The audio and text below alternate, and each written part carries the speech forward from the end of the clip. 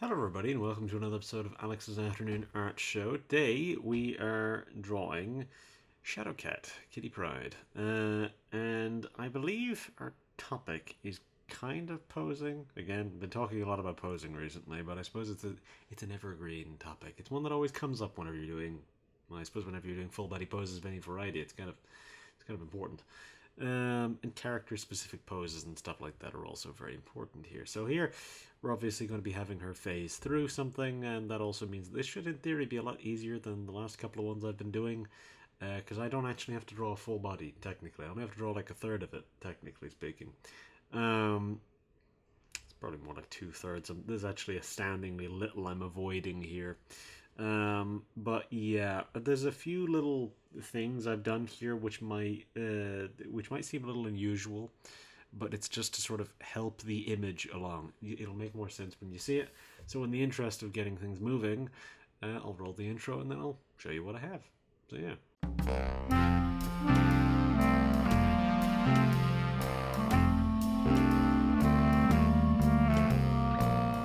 So right, this is what I have. So as you can see, I have largely just sort of stuck to the kind of standard design for the most part of where it's the yellow and black. And she's got these slightly elevated shoulder pad things going on, the slight pointed shoulders and padding. This particular design, she would normally have long hair, but she still has long hair, but she would normally just have her hair down. But I have decided to give her a ponytail because I think that works better here. It's also not the type of thing I draw very often, so that's the thing. Drawing loose hair is a very different sort of discipline in that sense, as opposed to drawing a sort of something a little bit more tied up. So yeah, right. So as I mentioned, there's a few things which might seem a little unusual here. So technically speaking, I have actually based out most of the body, but I've made little lines to show which parts will actually be visible and not. So for example, this part of the arm here is phasing through, this part of the arm here is phasing through, so you're actually going to be seeing the hand, and this part of the arm dipping in, so the arm is going back into whatever wall or whatever it is that she's phasing through. Same with most of the waist and this other leg. You're only seeing the from the thigh down to the foot, the beginning of the foot here. That the rest of that is still inside the wall. So yeah, the idea being that she's sort of walking through during the pose, and I think that looks a bit more interesting whenever it's done like that. So design-wise, one thing that's worth noting, I suppose, is that technically speaking, the belt should actually be here because this design does have a belt. It should be like basically right along where the phase is here, but the problem is that realistically speaking, you should kind of be seeing it, but you'd only be seeing like the top of it, so I didn't bother including it because I thought it looked kind of weird if you're only seeing like half of it, and I didn't want to bring the phase down so much that you can see the whole belt, because then it just starts looking a little strange. But yeah, anyways, so yeah, I've made these clear little lines here to show where the phasing's happening, like there, there, there, there. I try to keep the sort of shape of it somewhat consistent, just so that it looks like it's all phasing into the same place. Because it can be very easy to sort of have this look weird. And yeah. So yeah, what was the other thing which I meant to mention? So there's a few adjustments which I'm going to have to make here. Predominantly to the face. The face is looking a little unusual to me. I think it's the eyebrows and the eyes, because the expression is supposed to be like a little sort of like kind of little smirk and an eyebrow raise. But the problem here is that there's like a weird kind of concern to the face here. The expression isn't quite right, so I'll have to kind of adjust that. And see if I can fix that a little bit. I'll probably have to angle this eyebrow down more and then have this one angle up more, just so that the raise is more visible. I'll need to make the mouth a little smaller. The eyes will need to be smaller. I think that's part of the problem, is that the eyes are too big. Yeah, there's not an enormous amount that I have to actually do here in theory. I do have to draw hair, and hair is time consuming, but I don't mind drawing hair. But yeah. So as I said before, I suppose I may as well talk about it. As I said before, drawing loose hair is a sort of very different discipline to drawing something a bit more tied up. So generally speaking, the way that I try to draw hair in the first place is I try to add as much structure as humanly possible, which is obviously difficult because hair doesn't really have it. It sort of just falls in whichever way. Again, it depends on the person. Some people have more straight hair. I have fairly straight hair. Some people have sort of messy curly hair. I have the sort of straight hair that is also a bit frizzy. Like you can see at the ends here, it kind of frizzes out a little bit. And whenever I don't have a pair of headphones on to keep my hair in place, it just sort of kind of frizzes and goes every which way. But anyways, then obviously, as I say, curly hair is very difficult to draw because you have to sort of like draw it in bits, in spirals. And that can be quite challenging because that is very time consuming. Whenever it comes to drawing, yeah, like a lot of people tend to just stick to drawing one type of hair because a lot of people don't really like drawing hair. I tend to try my best at making it all look a little different because everyone's hair does look different. I try not to reuse certain hairstyles too often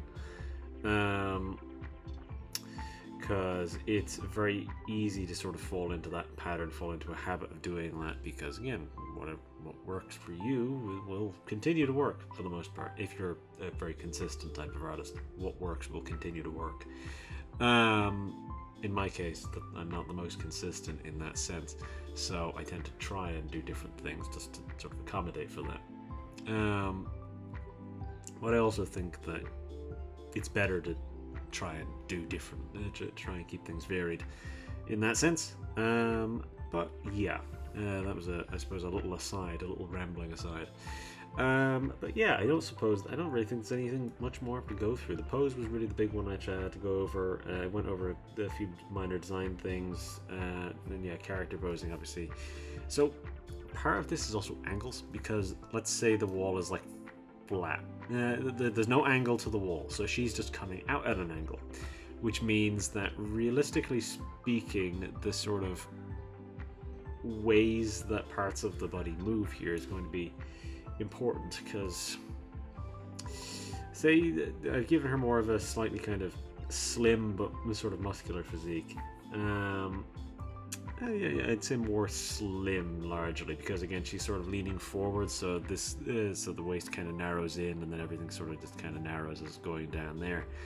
But then this leg comes forward, so the thigh kind of looks a little bigger. The knee's big, then the calf is sort of small. The arm, both of these arms are going back, so they're quite slim in that sense. This one's kind of coming out, so her hand is coming out because she's sort of pushing her hand through. That's the sort of hand pose I've got going on here. And then the shoulders are sort of in for the most part. So yeah, in that sense, there's a bit of an odd kind of angle going on of where she's sort of coming out of the wall at an angle. She's sort of turning as she's coming out of it. So it's a little awkward, but yeah. I might need to adjust where the phase is happening a little bit, which all that would mean would be that I'd actually probably be losing more body than I'd be gaining. I wouldn't probably be adding more body.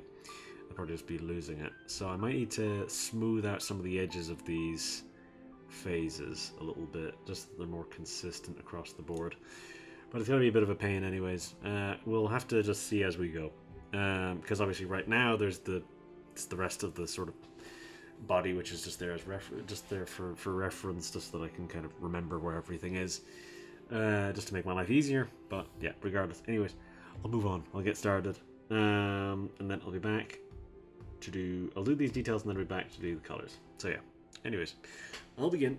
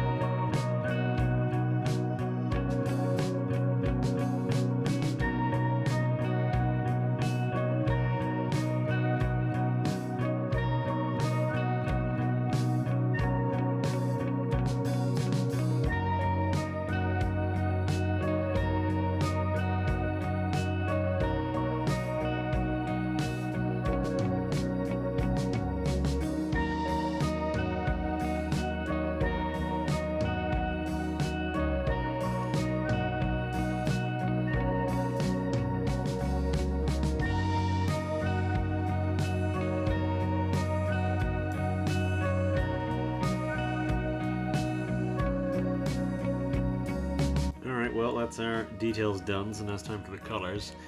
There's a few little issues here, which I don't really have the time to fix them.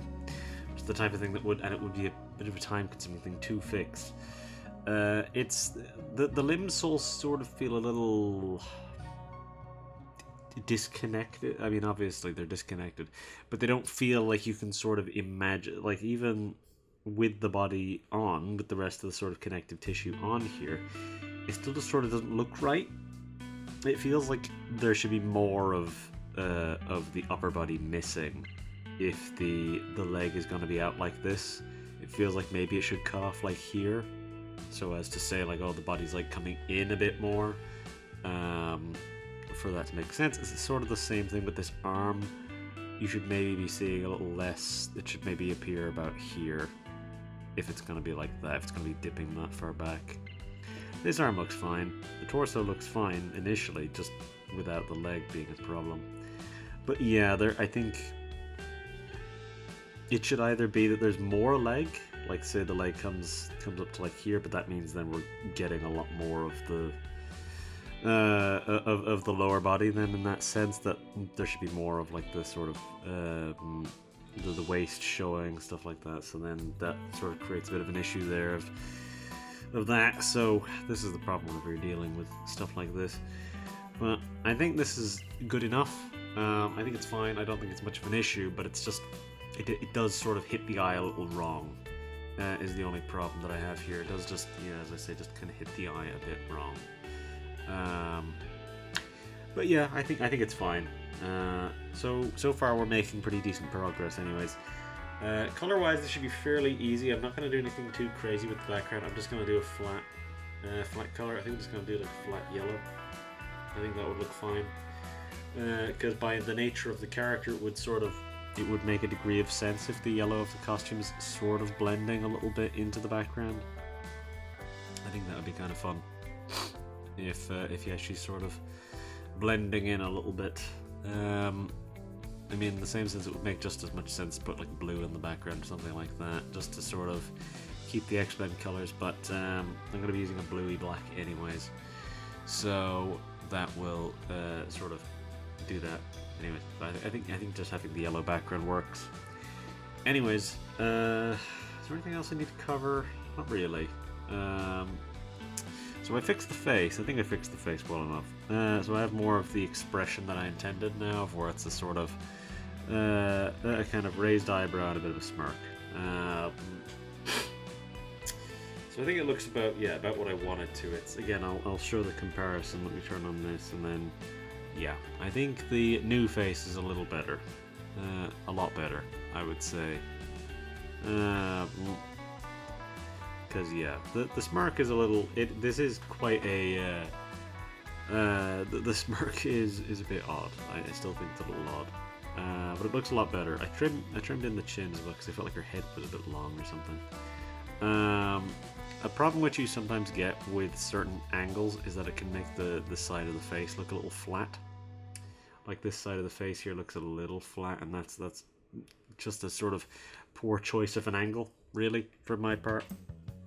I probably should have rotated the head more towards this direction here, so that way it would be a bit more dynamic, because there'd be the little dip then in here for where the eye is coming in. Because even like I've got the same sort of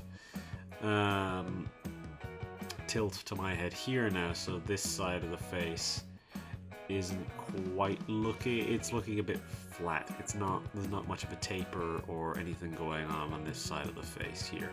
So it's not, that's the problem, is you want something a bit more dynamic, something like this, so that way you're seeing more of the indentation there for the eye socket, and then a bit more of the cheekbone is being framed and all this stuff. So yeah.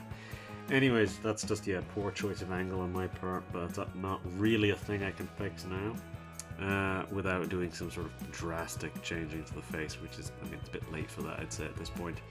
So there's a few little issues which are sort of bothering me, but I don't think they're really that big of an issue. They're fine. They're very, very minor issues. But yeah. Anyways, I think I will move on. I will do these colors, and then I'll be back to do the painted shading. So yeah.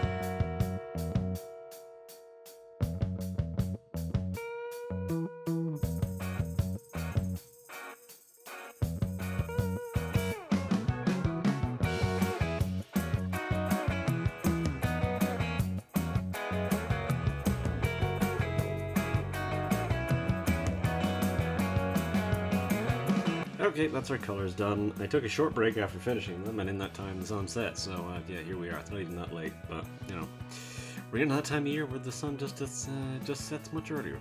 Anyways, yeah, there's nothing I really need to cover much with the colors. I had to tinker a lot with the black, because it wasn't quite staying right with me. I feel like I'm going to need to tinker with that a bit more, but the painted shading will brighten it up, so I feel like it might look a little bit more natural once we get to that point.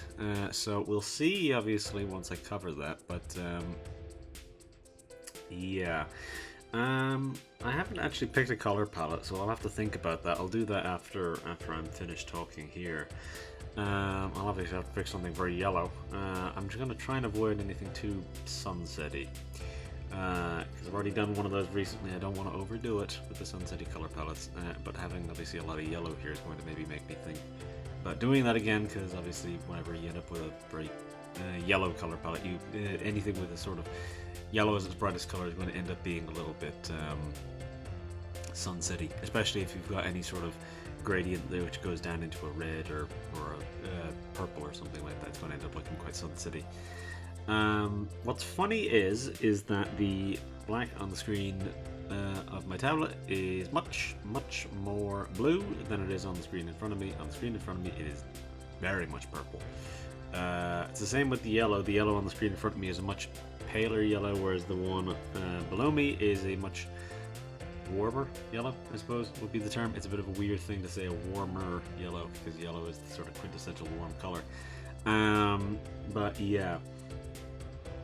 So, what am I going to have to do when it comes to this painted shading? I'm not really going to be doing any sort of weird effects or anything like that. I'm just sort of going to be, I'm assuming I'm going to be doing the darker side to be this side. Yeah, this side over here will be the darker side, and we'll be getting the lights over here. So I decided to make the yellow a little paler than the background. The background is a very vivid yellow, but the yellow on the costume is a little bit paler, and that'll obviously get maybe a little bit readjusted via paints and shading and all this stuff. So we'll see. The hair color I ended up having to tinker with a bit as well, because it's typically shown to be a sort of a reddier brown sort of color.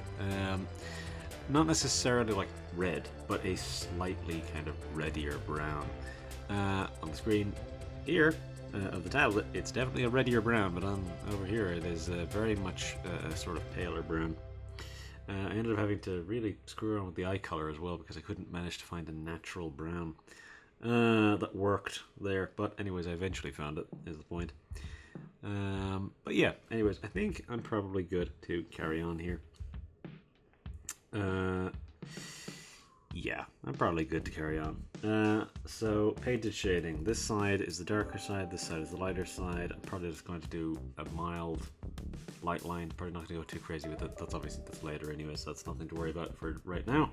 So, anyways, I will carry on. I'll do the paints, and then I'll be back to do the detailed shading, the light line, and all that other stuff. So yeah, anyways, I'll carry on.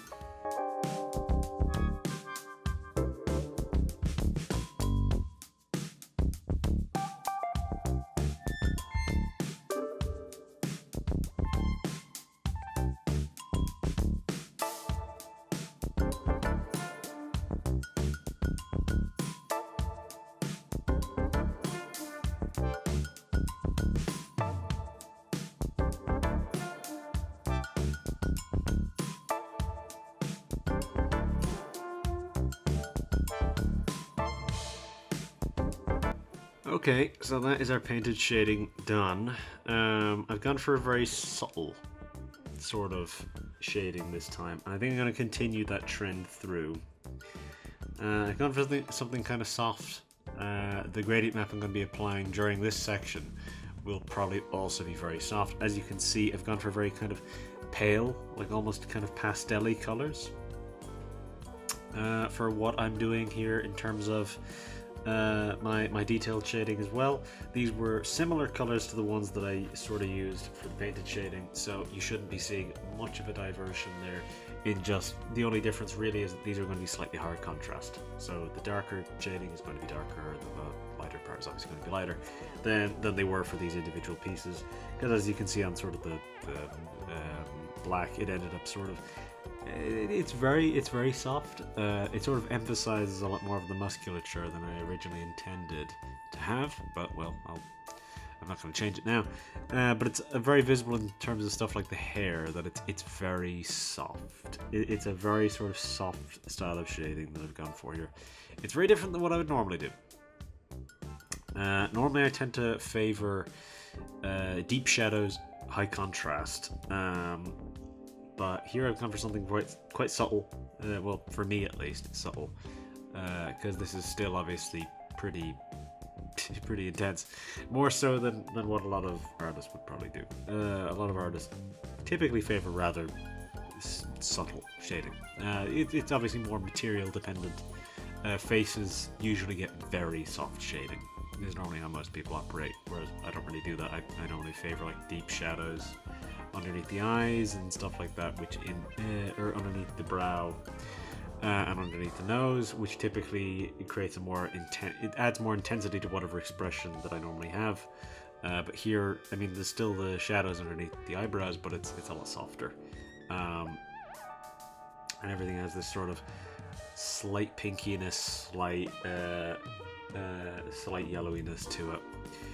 Because the color palette that I'm going to be going for is a sort of like a peachy color palette, or almost. It's almost like a peachy color palette is largely what it is.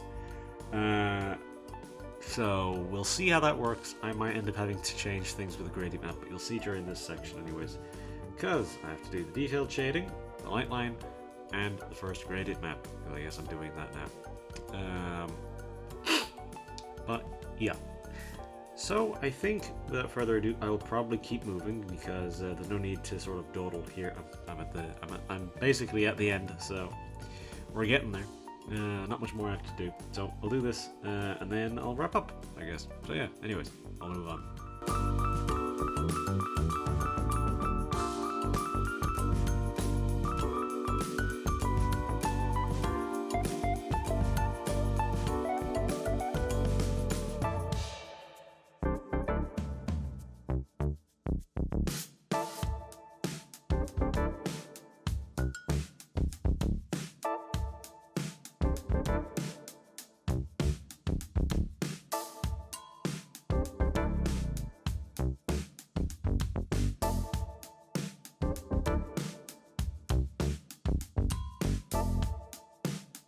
Alright, so this is the gradient map we've wound up with.